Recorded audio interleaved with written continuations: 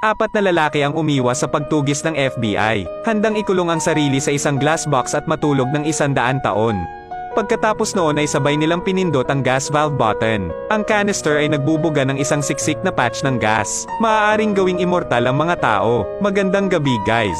Magkikita tayo sa 100 taon. Mangyaring matulog ng mapayapa. Magkikita tayo sa susunod na siglo. Lumipas ang 100 taon sa isang kisap mata. Nagising sila sa kanilang pagkakatulog. Hinawakan ng pangalawang tao ang kanyang mukha. Natuklasan niyang walang nagbago sa kanyang sarili. Napaisip siya nito. Tiyak na nabigo ang eksperimento. Kaya may mga taong lumabas sa kuweba. Makita ang labas ng mundo. Ito ay mukhang eksaktong kapareho ng 100 taon na ang nakaraan. Kapag ang lahat ay nagtataka tungkol sa eksperimento, bigla nilang nalaman, ang pang-4 na tao ay hindi pa nagigising sa kanyang pagtulog.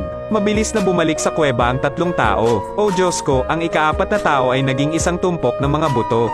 Tingnan ang malaking bato sa glass box. Nagtapos sila na ang batong nahuhulog mula sa kuweba ay nakabasag ng salamin. Humahantong sa pagtagas ng hangin. Sanhi ng pagkamatay ng pang-4 na lalaki. Tingnan ang eksenang ito na malaya na lang nilang 3. Lumipas talaga ang panahon ng 100 taon. Wala silang pakialam doon ngayon. Dahil mayaman na sila ngayon.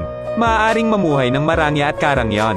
Paalis na ang ilang tao. Dahil dito, lumitaw ang mga hindi pagkakasundo sa paghahati ng mga ninakaw na ginto. Dahil lahat sila ay gustong kunin ang ginto ng ika-4 na tao. Sa sandaling ito, ang pangatlong lalaki ay biglang naglakad patungo sa libingan ng ika-4 na tao.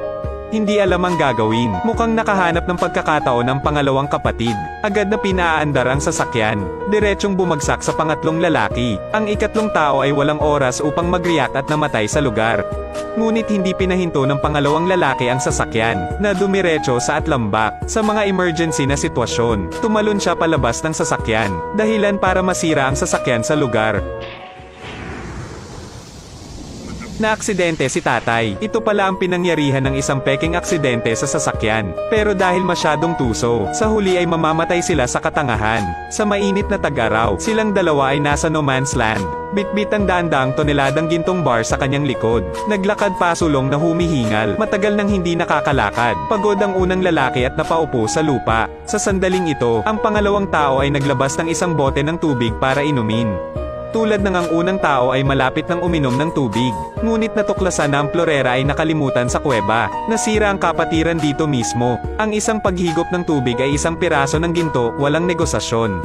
Nabaliw ka na. Walang ibang paraan. Tingnan mo ang ugali ng pangalawang tao ng buong determinado. Ang unang tao ay maaari lamang kumuha ng isang gintong bar, kapalit ng isang bote ng tubig upang iligtas ang kanyang buhay.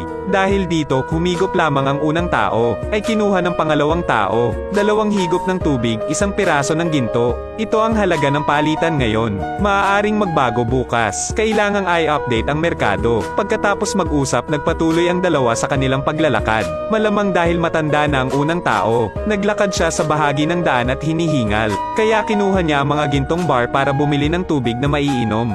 Ngunit maaari ka lamang kumuha ng isang paghigop sa isang pagkakataon. Naglakad lang ng 500 meters. 4 o 5 beses siyang uminom. Kapag unti-unting bumababa ang tubig sa garapon, ang pangalawang tao ay nakaupo sa lupa na nagtataas ng presyo. Isang higop ng tubig mula sa isang gintong bar sa 2 gintong bar. Ano ang kailangan nating gawin? Inumin ito. Ngayon ang unang tao ay mayroon na lamang 4 na gintong bar na natitira. Nakita ito ng pangalawang tao at masayang ngumiti. Nang kukunin na niya ang ginto, ang unang nakakita ng pagkakataon, mabilis na gumamit ng mga gold bar para direktang patayin ang pangalawang tao. Ngayon isang pangkat ng 4 na lamang ang natira sa kanya. Walang magawa siyang tumingkayad sa lupa at nagpakita ng malademonyong ngiti.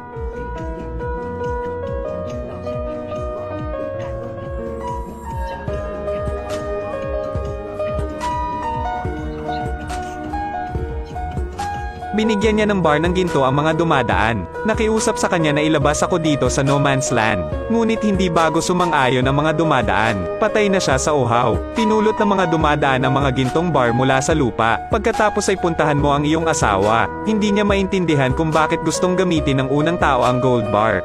Kapalit ng pamasahe sa sasakyan. Naiisip mo ba? Binigay niya ito sa'yo na parang may halaga ito. Sabi ng asawa niya, ang mga gold bar ay mass-produced na mga item na ngayon. Walang anumang halaga. Pagkatapos magsalita, diretsyong itinapon ng asawa ang gintong piraso sa lupa. lumilitaw pagkatapos ng 100 taon. Ang mga gintong bar ay matagal nang naging walang halaga. Dahil sa kasakiman, lahat ng 4 na tao ay namatay dito.